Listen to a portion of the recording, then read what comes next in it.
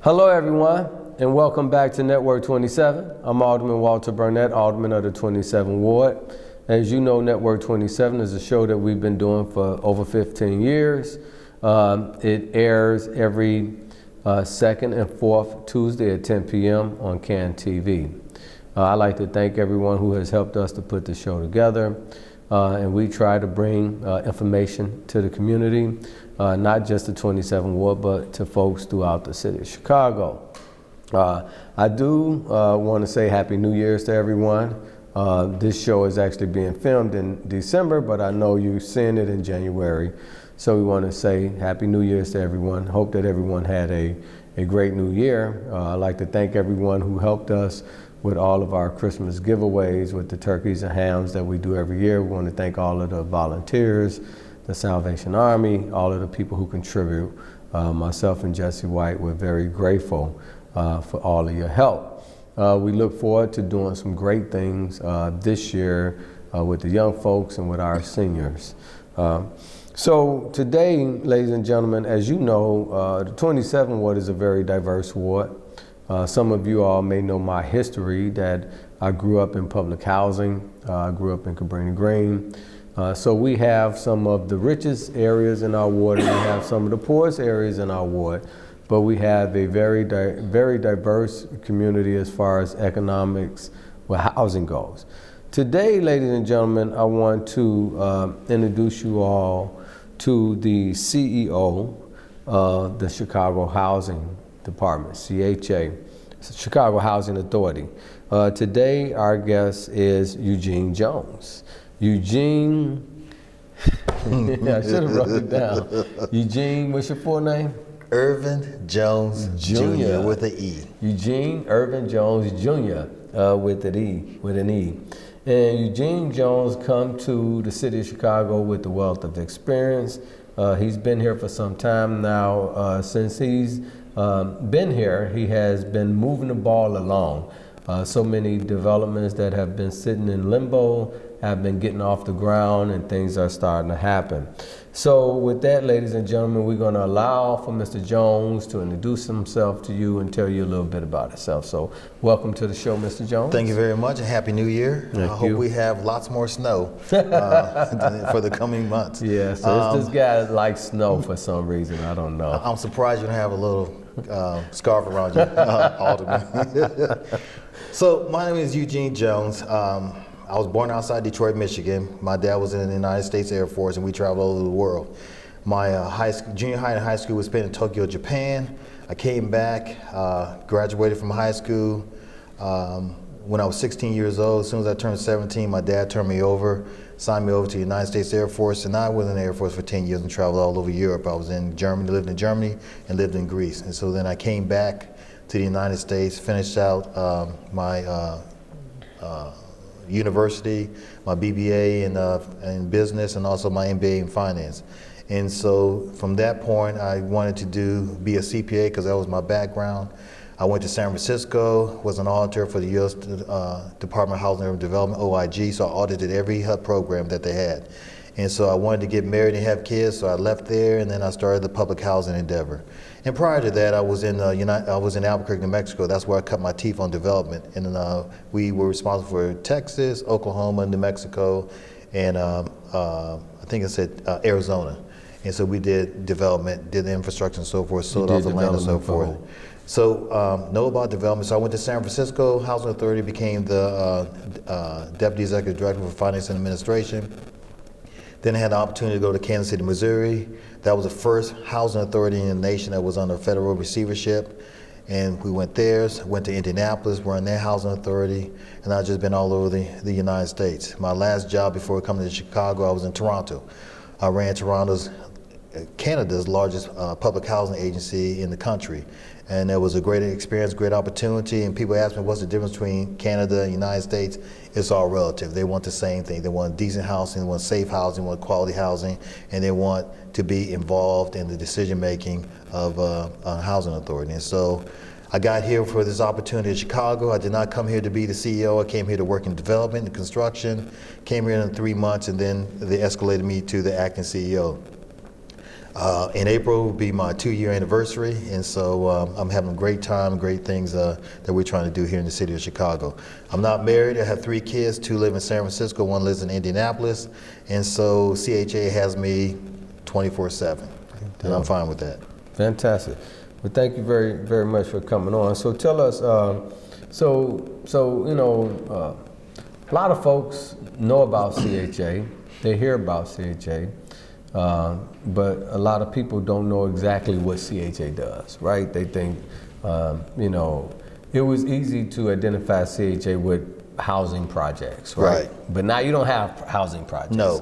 So we have a new CHA. So what's CHA now? Tell us about CHA and what do you all do? So we've gotten away from the high rises because we knew that doesn't work, especially when we're concentrating poverty in one area and so forth. And so back 20 years ago, HUD had the opportunity to work with CHA and do something very innovative across this nation. No one has even tried to do what CHA has done in the last 20 years. It's tear down those major high rises, Robert Taylor's, Horners, all those different types of Cabrini and so forth, and make them change the fabrication and make it mixed income developments, which we feel that makes sense when we intertwine market rate affordable and public housing or housing choice voucher in one community in which they thrive. And so they looking at commonalities, better schools, better neighborhoods, better parks, and better opportunity to be involved in the community. So reinvigorize those communities economically, socially, and everything else. Jobs, opportunities, and just bringing the neighborhood back. Smaller scale, not a big concentration, but looking at mixed income and the surrounding communities. So we want to make a seamless transition so that we fit in the community. We don't want to build monstrosities in this city because then it'll be an eyesore just like the big high rises that we have. So we're trying to be good neighbors and good partners, but not letting CHA take the lead. We want developers and CHA be in a partnership so we can do this together and make some inroads when it comes to security, crime, and so forth. CHA is the second largest housing authority in North America, only behind New York City. We have a $1 billion budget. We have about over 500 full-time employees, and then we have contract employees who manage our housing choice voucher program. We anticipate by the end of this year we're going to bring that entity back in house, and so we can manage it and hopefully manage our housing choice voucher program a little bit differently than it's been done before. And it hasn't been in house for the last 20 years, and so I'm excited. Based on, I think we can save money and pour that money back in vouchers in the surrounding community. So tell me, so when the housing developments came down, you all still own the land, am I correct? Absolutely. So you're having mixed income housing to be built on the land. Matter of fact, we're right here in a brand new development that was just done, and we should be doing ribbon cutting pretty soon. What is this development called? It's called Maplewood. Right. And so over in the Rockwell area. Exactly. And so if you come to this neighborhood, you'll see a fantastic community center, but you'll see the surrounding community. You have a playground, a state-of-the-art playground, but you're trying to bring the community together, that they fit, that they feel comfortable, and they're not feeling like they're an eyesore, they just don't belong to the community. And so we're trying to build quality housing because, ladies and gentlemen, to be truthful, this is the last time that we can get things right because we have to make this sustainable for the next 20 to 30 years. And people don't really understand private housing is different from public housing because private housing, everyone goes to work, everyone comes back home, so the wear and tear on that unit is quite different from a public housing. But the stereotype is that our residents don't work. There is a work requirement when we do our mixed income developments that if you live in this mixed income, you have to work. So people who live here have to work if they're able to work. Absolutely. And so it's not we're trying to force them, we're trying to get them engaged in the community and be a partner in what they want to do to build upon that neighborhood. And I think that's a great thing for our residents because we give opportunities. We also have those services out there that they can get their college degree, they can get their BA degree, they can get their master's degree. We have a connection with city colleges, they can get their associate's degree and so forth, and that hopefully propels them to move forward. And then we talk about Section 3 as that comes together and so forth. I think we're doing things in the right fashion. So if everyone don't know what Section 3 is. Right, so Section 3 has been on the books for the last 30 or 40 years from HUD. It mandates people, entities like CHA, if you receive federal dollars, especially from HUD, you have to provide an opportunity for our residents to be employed or have the opportunity to create a business, that we have to give them the business based on their experience, their opportunity in their business and what we want to do. So we set aside last year $5 million just to start building up that capacity. Last year in November, December, we established the first Section 3 office in the country. And the reason why this is significant is that now there's a clearinghouse that individuals can go in, businesses and so forth, and go in there and get a wealth of information. It's a clearinghouse. Here's really what Section 3 is about. Here's all the statute, all the requirements and so forth. What is CHA is doing now and what is CHA is going to do in the future. We're creating a job program, job ordering and contracting program for our residents to start becoming self-sustaining and so forth. The ultimate goal is to try to get them to partner, to grow, even become millionaires, as we've made millionaires from other entities who have done work with CHA. We want them to be a part of that big pie, and so that they can do the things that we normally would go with other entities, but we're trying to bring that within our residents so they can be empowered, and eventually they can bring other people, other residents outside the community and so forth, and eventually get their own business, improve their business, and move out of public housing or housing choice voucher program. What a great opportunity. People don't understand that because we knocked down these high rises and so forth, the income levels have increased from back in the 90s to now. They've increased probably about 50%, so that they're employed, they're getting jobs, they're getting good jobs, and also getting an opportunity from CHA. And we're not mandated, but we're pushing the envelope because I think it's very important for the Chicagoans in this city. So, Mr. Jones, you said a couple of things, and I always try to make sure that the audience who may not know all of the jargon or what have you.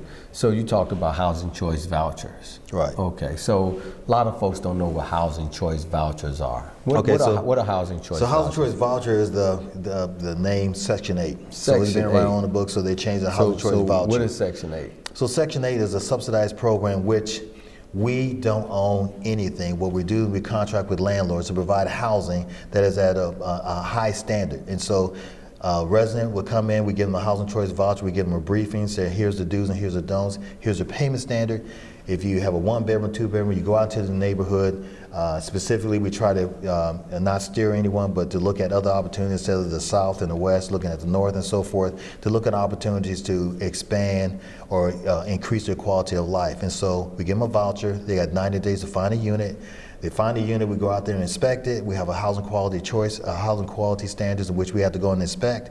Once the unit is approved, we contract with the landlord. We come up with a contract rent. We tell the resident, this is your portion of the rent, and then we tell the landlord, this is a portion of the rent that we're going to give to you every month. So let's back up. So you said housing choice voucher, and you say Section 8, right? It's synonymous. So the housing choice voucher was mostly for the residents who formerly used to live in public housing? No, it's all the same program. It's all the same program. So Section 8 is not necessarily former CHA residents then? Anybody could apply to Section 8? Absolutely. So it's based on your income? Right, based on your income and your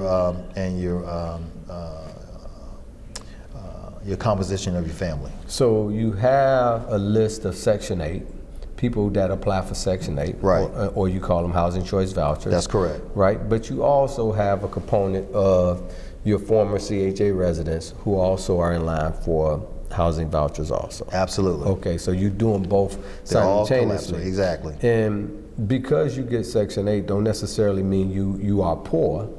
You can have a job. They just, like for instance, I know a lady who's a nurse and she has a Section 8 apartment. She paid about $600 toward her rent. Section 8 give her about $700 toward the rent, right. or what have you, right? So it's not just for the poor people, so to speak. Well, it's for everyone. It's for working. Right. It's for the working poor too, right? Right, exactly. Mm-hmm. And the other benefit for being on housing choice voucher, you can live anywhere in the city, mm-hmm. but you can also live in a certain place for a year, and then you can take that voucher and you can port. It's called a portable voucher.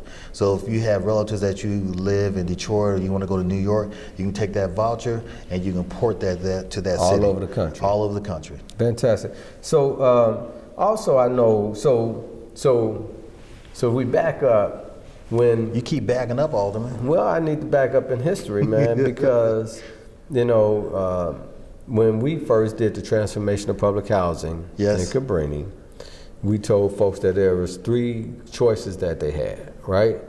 One, they can stay in development, so they were tearing down buildings, then they can move any other building, right? Or 2, they can move out of the development and get a housing choice voucher and either move into another CHA development or move anywhere else in the city or the country with that housing choice voucher. And 3, they will have the opportunity to come back if they wanted to come back with the new development. That is correct. Right? Okay, so now you have some of your residents living all over the city and or out of the system and living all over the country, right? All right. That's correct. Okay. So so they're not out of our system because if Cabrini, for example, they have the right to return. So we have to keep connected with them and also tell them exactly where this development is going. So we're building something and it's about to complete and so forth. So we'll reach out to that resident and say, are you willing to come back and live in Cabrini again? We have your size of unit. You have the right to come back. The issue is that they have 2 options. They can come back, and we allow for that to come back. We have to bill for that. And secondly, a lot of people don't understand is that they feel that a lot of residents are not coming back. They feel like we didn't honor our promises and so forth. A lot of individuals who have a housing choice voucher do not want to move back because they're so secure in where they're at. They live in a neighborhood that they like. They live in where services are, the school, kids are in school and so forth. The likelihood of them moving back and relocating and so forth and disrupting that, they don't feel like they want to do that. Now, some people do come back and we accommodate them. Anyone that comes back, we have to accommodate. That's a mandate, and we make that promise, and we adhere to that promise. But a lot of people, that's the disnormal, is that they think that we're trying to force them to stay back there, and that's not the truth. Mm-hmm. So, I have a situation where, where, I still have some, like this, we in the former Rockwell area right now. I represent the former Horner area. Right.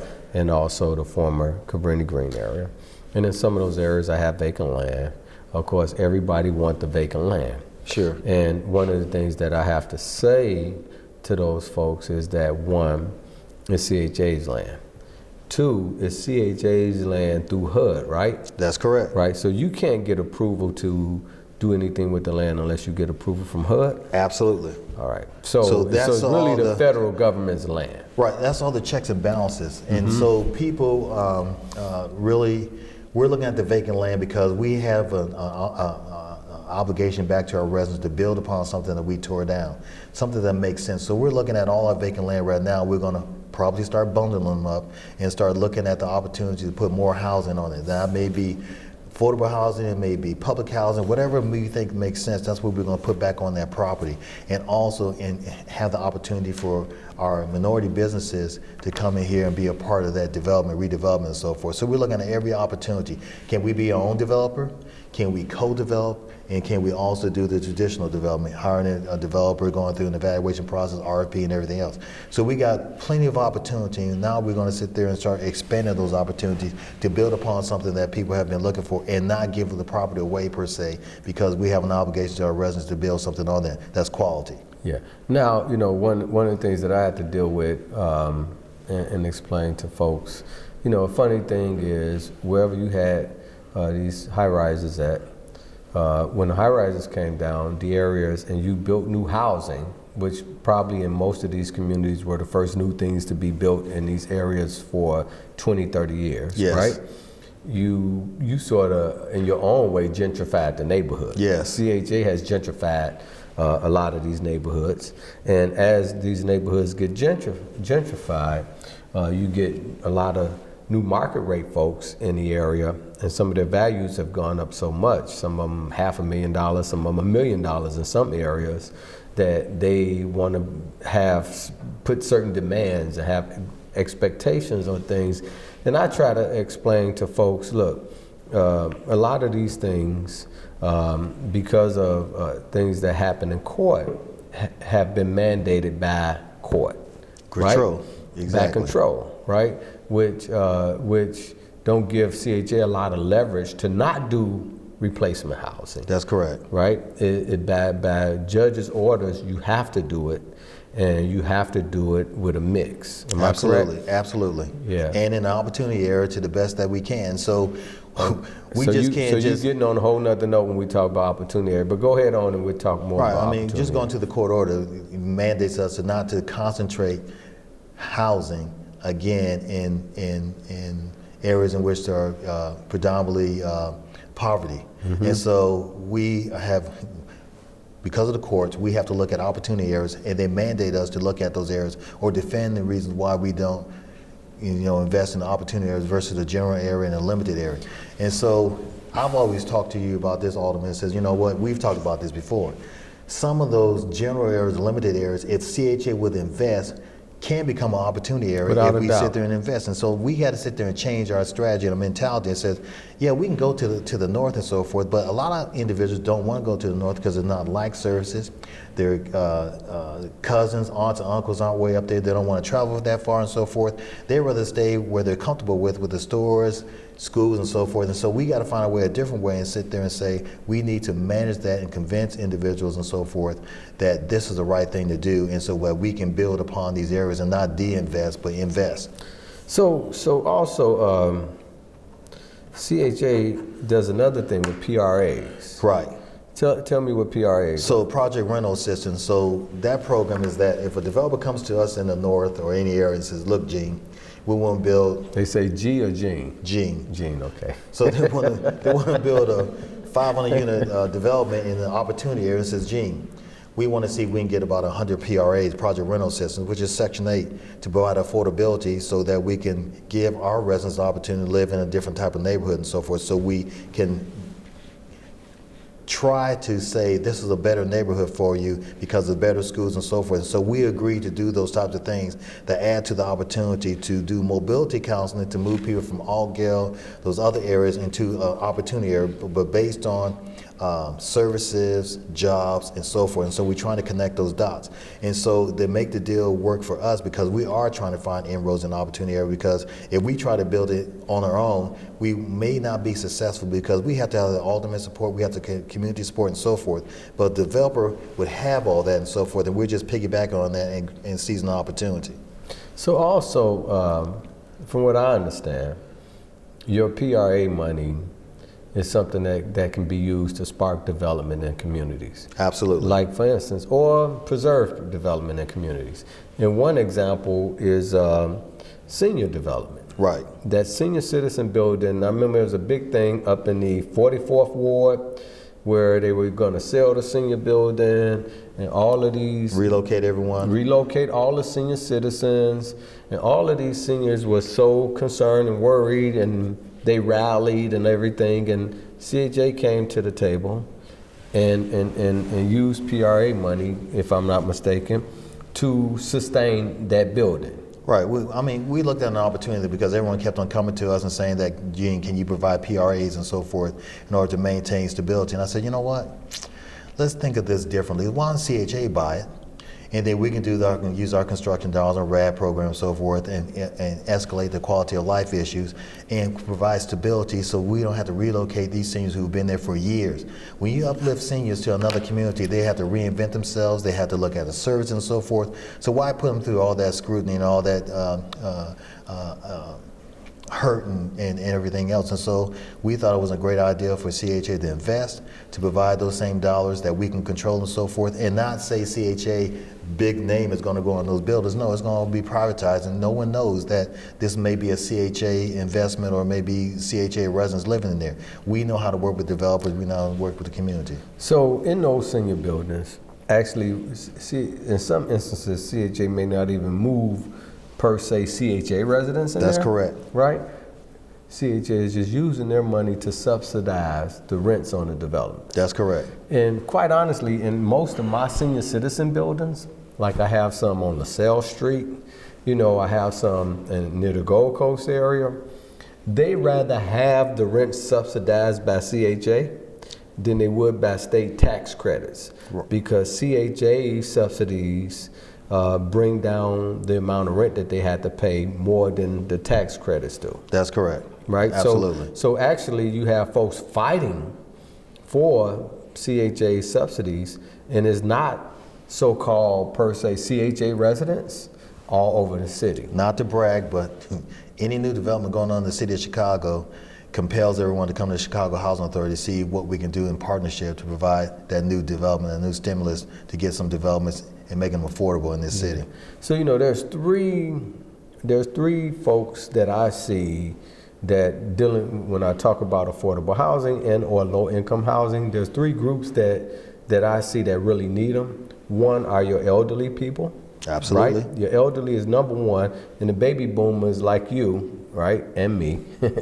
We're getting older, right? No, you're getting older, man. I'm looking better. See, if I cut my hair short like yours, you wouldn't see this gray hair. But anyway, they're getting older, and some of them may not have a great income over their lifespan, so they need something affordable. So you have a whole bunch of elderly people that's coming online. Absolutely. Right now, a whole bunch of those baby boomers coming online, right? So they're getting older and they need affordable places to stay. So one is them. Two is, and this is the primary residence that you have in your development, single women.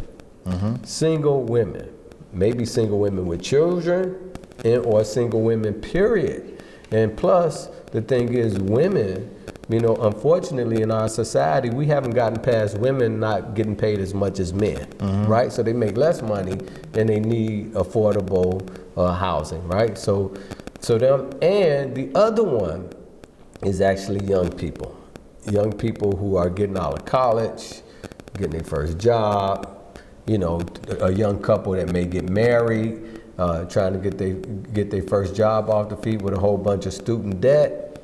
They need something affordable. Foster care, coming out of foster care. And coming out of foster care. But let me add a third one. Mm-hmm. Here's the grandmothers. Mm-hmm. Now, they don't have to be 62 years old. There's grandmothers that are 40 and 50 years old, male and female. Mm-hmm. That's another big population that's growing also, because when they have to take on kids based on tragedies and so forth, that you just can't afford it. That's another market, another avenue we need to look at. And you're right, our population is getting older. And I just don't think we're doing enough right now to increase the opportunity as we transition to those older ages, accommodations that we need. And just in addition, is the mentally ill. Mm-hmm. No one's addressing that. Mm-hmm. If I was an entrepreneur or someone that I can figure that out, I wouldn't be at CHA, I'd be figuring out mentally ill. That's a great, big issue that I have, because we're not addressing it holistically. And I think that population, based on how we send them to the correctional facility and so forth, and as they come out of there, there's nowhere for them to go and there's no services for them. And we see the homeless people on the streets, kids, families, and so forth, and that needs to be addressed. We should not have a homeless population. We should have a system in place, I think, professionally, that we address holistically, that we give them a unit first and wrap around services out of that, instead of trying to find services before you put them in housing. So we got a lot of issues that we got to address for this next administration and so forth. Mm-hmm. So speaking of the next administration, and there's a couple other things I want to talk about, dealing with your youth participation and your, how the earn, how much they earn, choose to own, and all of those things. But speaking of this administration, what you think is going to happen with this new administration, with our new president? I don't have a crystal ball, and like I tell... With public housing, or HUD, or CHA, I should say. So I don't have a crystal ball, but I've known, based on my past experience and so forth, working with the Republican administration, that is very good for housing, because they come up with the innovative things based on our industry and so forth, and they've always come to our aid to try to figure out how we can better serve our residents, how we can provide more resources for our residents in order for them to uplift themselves, either get better housing, move out of housing, and what that looks like to them. And also community services that we need so desperately, funding that so that we can provide those services to mentally ill, all the different medical issues that they have and so forth. And so I'm looking at something promising versus something negative. I know everyone's going around this, the country and saying that all the Republicans are over. I'm looking at an opportunity. They're not going to go away.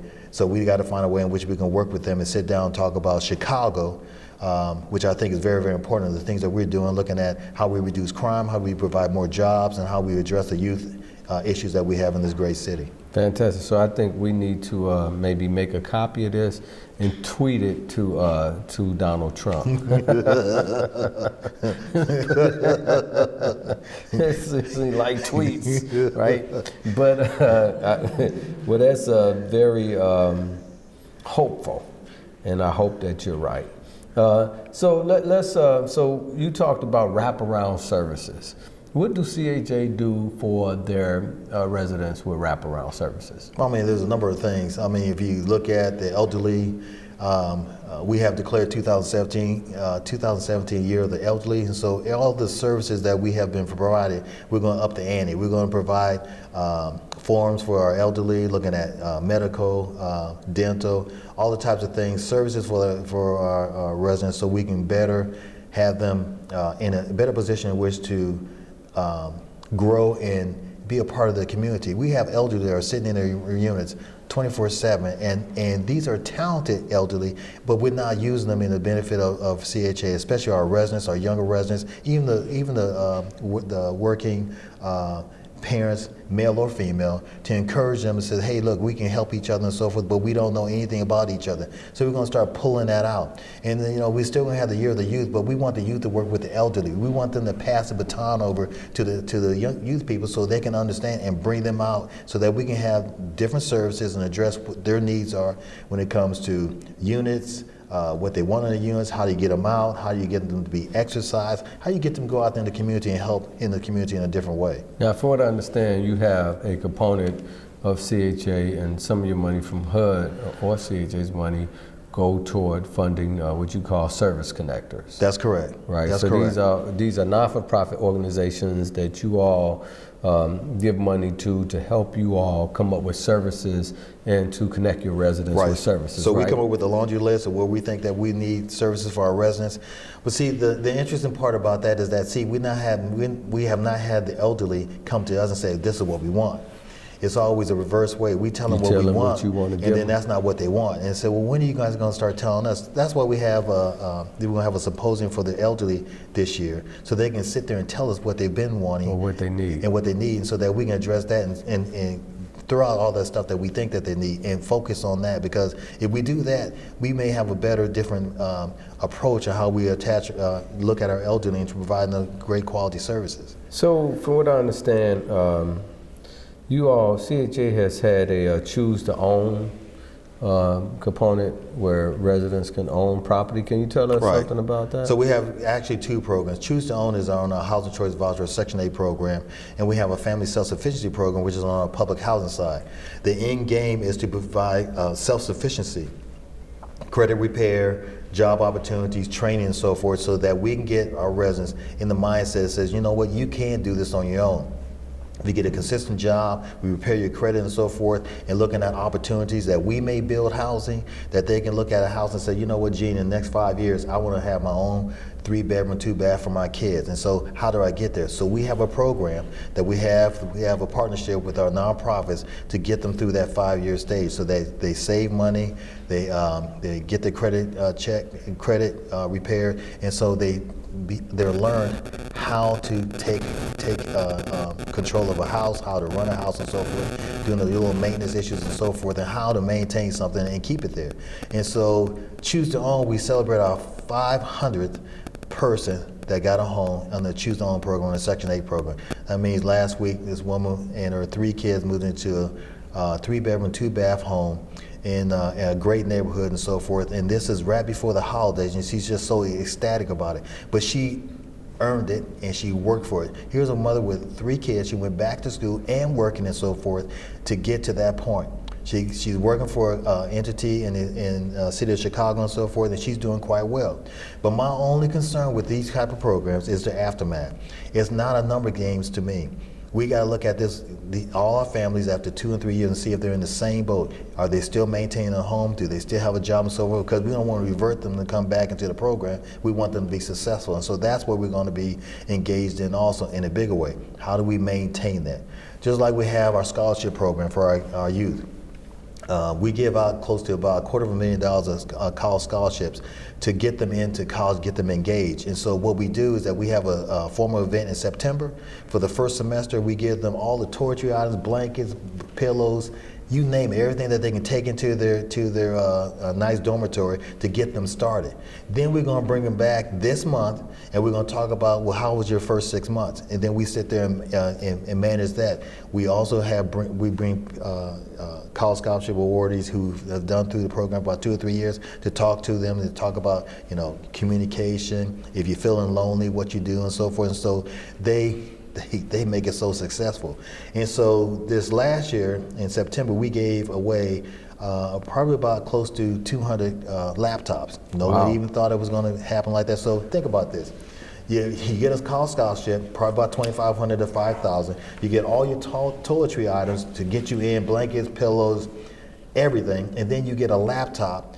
Now, how better can you start off and be feeling good about yourself when you have all that and you're trying to do something that hasn't been done before in your family? Fantastic. So, it's a funny thing. Some folks are like, man, they have all these benefits over at CHA.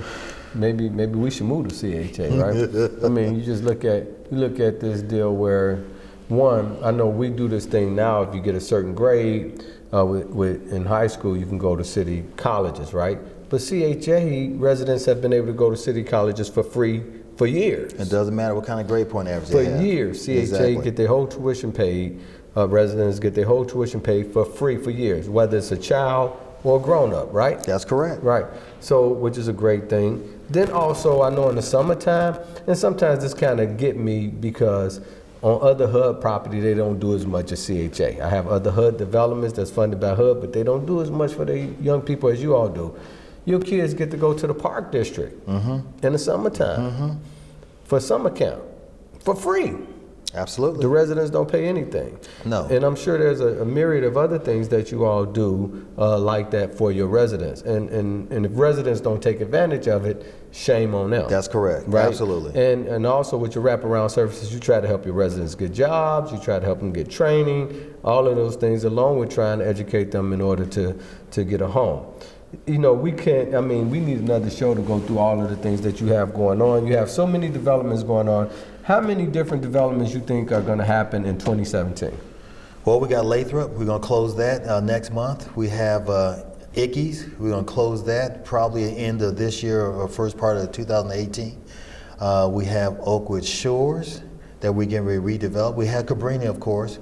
We're getting ready to close on that. And so some other things that we have out there. Henry Horner is another one. West and Haven. so we have a lot of big developments going on. And then I'll have to focus on the smaller ones when we have other vacant land like 45th and Cottage and some other places that we have around this city that we're going to be working on. Real quick, there was a thing, and we got about 5 minutes. There was a thing in the paper talking about this opportunities area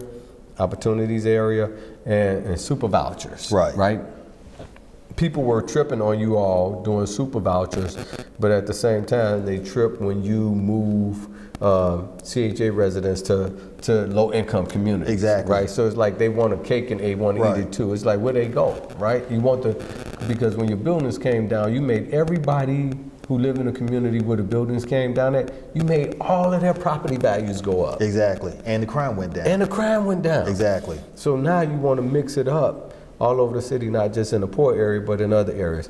Tell us about the super voucher. The first thing I want to say, they're talking out of both sides of their mouth. They want us to be responsible for deconcentration of impoverished neighborhoods and so forth. But yet, when we sit there and come up with an idea to go into the opportunity areas, which are the rents are much higher than they are in the South or the West, in order for them to be accommodated, we got to pay that rent. And so that's the only way it's going to expose residents to have a different idea about quality of life and so forth. So why wouldn't you do that and encourage individuals to move up there? Now, Aqua and so forth, the news media did that because they're living in a high class, high area and so forth. So why not? And then when they make a comparison that a man was living in the South, he was paying $800 for a 3-bedroom, and someone was living in the North, and they were paying $2,000. Well, he chose to live there, and this other person chose to live in the North. It's housing choice voucher. It's a choice voucher. It's choice. It's not. We can't say you got to move in the North and call it a day. It's a choice. choice. If I feel comfortable living in the South, then so be it. That's my choice. If I wanted to move in the North, CHA gave them opportunity to live in the North. Now, where they picked, I can't control that. If that's what they want to use and we can do that based on HUD guidelines and HUD approval, then that's what we're going to do.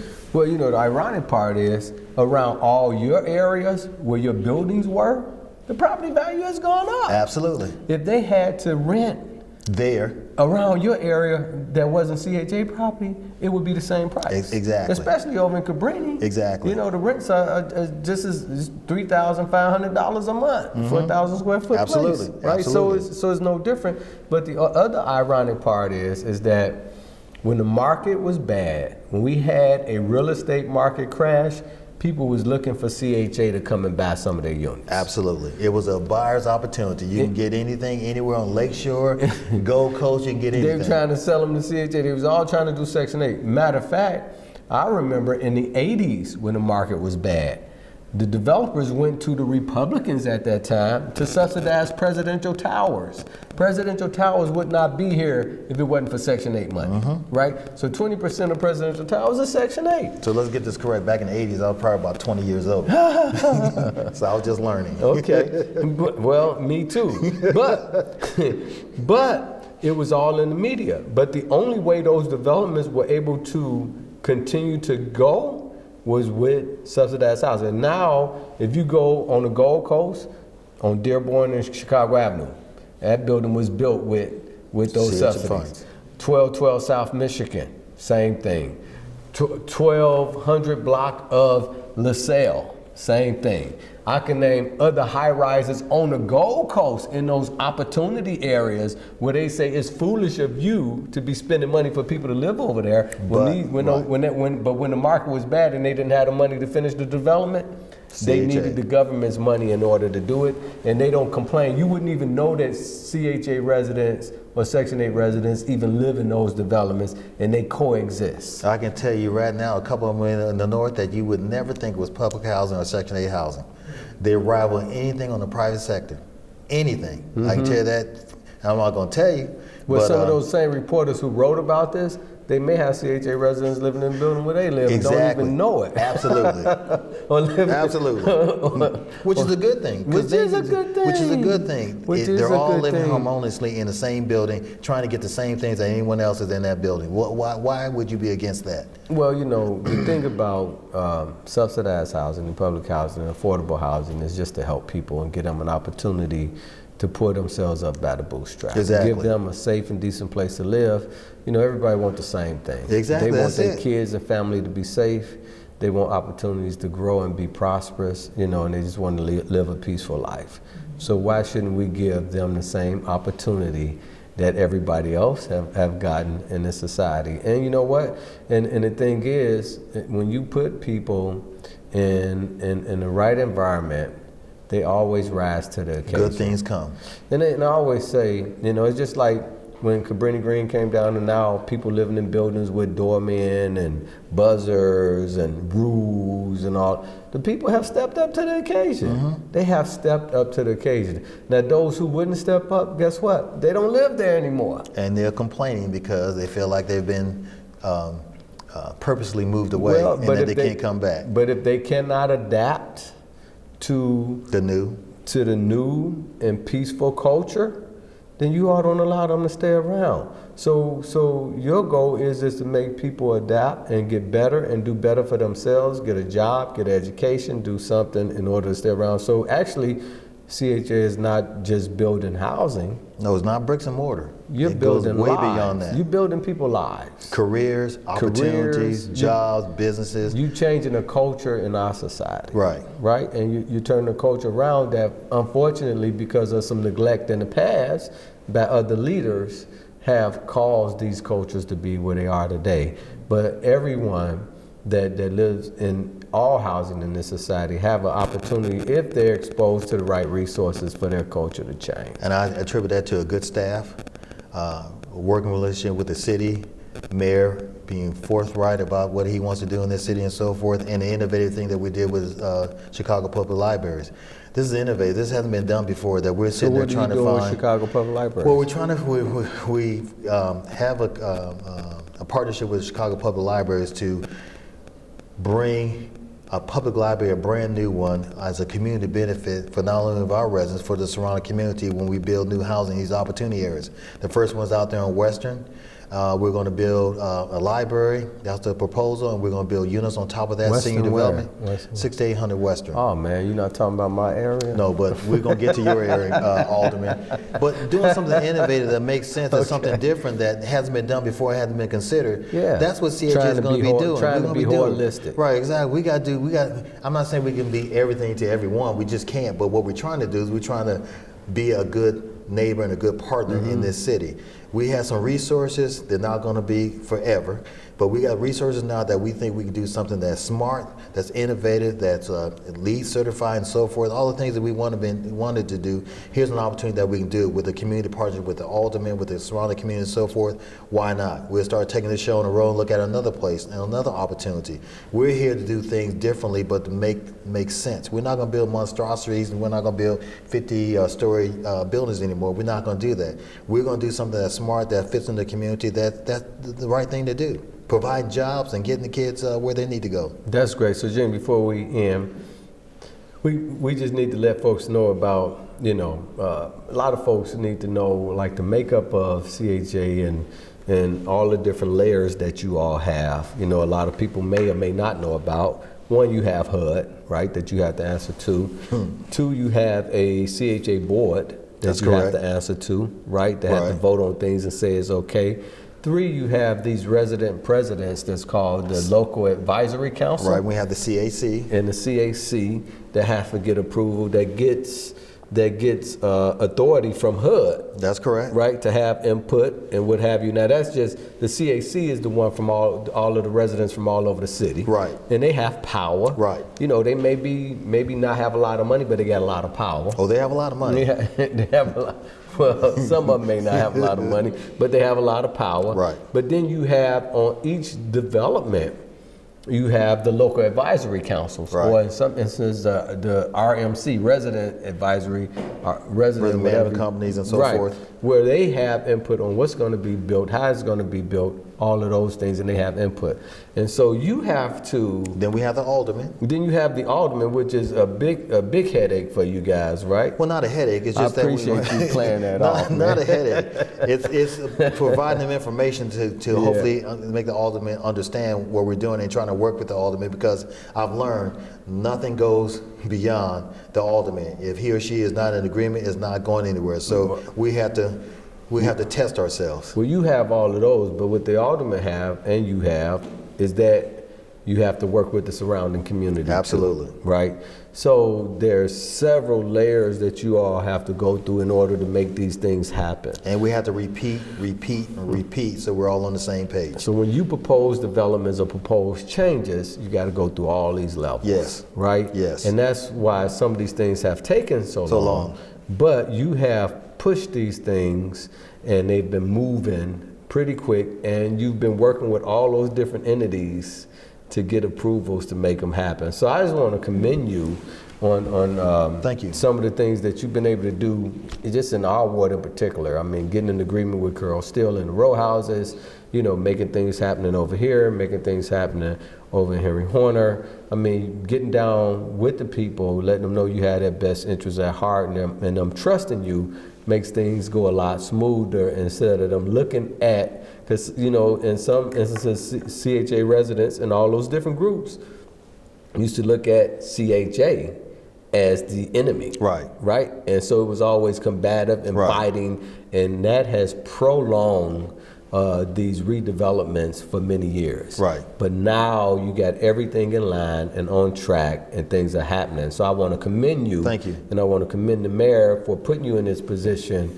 where you can go high and come low and work with everyone in reference to these developments going on. And I look forward to you giving us more of that CHA money to do things in the 27 ward. Yes, sir. Yes, sir. So I want to thank you very much, Gene. Is there anything else you want to say before we sign off? I have a great staff. I have great residents that we work with. I have great partnerships. I'm just proud to be working for this city. and doing the great things the mayor has allowed me to do and so forth. And our board of commissioners, we have a great board. I'm just feeling very, very blessed that given the opportunity to support and so forth, everyone sees me on the street, they know my name, they call me. You go to our board meetings now, they're not contentious. Everyone's trying to help and do the things that we are. I'm transparent. I'm walking the developments. I walk and see our CAC, our LAC. So I'm involved in everything that I can be. And I just think it's just great for the city of Chicago and who we represent and so forth. And just you want got to a make great sure. board chairman too. Yes, I do. And just to make sure that John Hooker. I'm staying here for the long haul. I promised my staff and I promised our residents to be here for a while so we can continue providing consistency, leadership, and so forth so we can get those things done. Fantastic. Well, appreciate that. And I know we're on TV in January, so I want to commend you on your senior citizen Christmas gathering gala. Our senior gala? Your gala. Oh, you yes. know, those seniors always jam. I mean, you don't think, you go to your gala and you have that band, you always have the Gentlemen of Leisure, which is actually a band from Henry Horner. Right. Right? They grew up in Henry Horner, who plays there.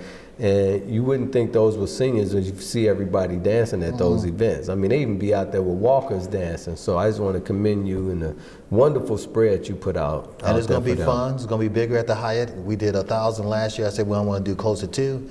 And we have a comedian, George Wallace, who participated. So it's going to be fun. We owe that to our seniors for all the things that we haven't done or the things that we've done well. We owe it to them to have that opportunity to go out there and bond with all the other elderly and so forth. Fantastic. Well, God bless you all, and thank you very much for what you do for the citizens in the city of Chicago. I appreciate you, Alderman. And helping to enhance not only your property, but all of the properties around you. So Thank you. Really appreciate it.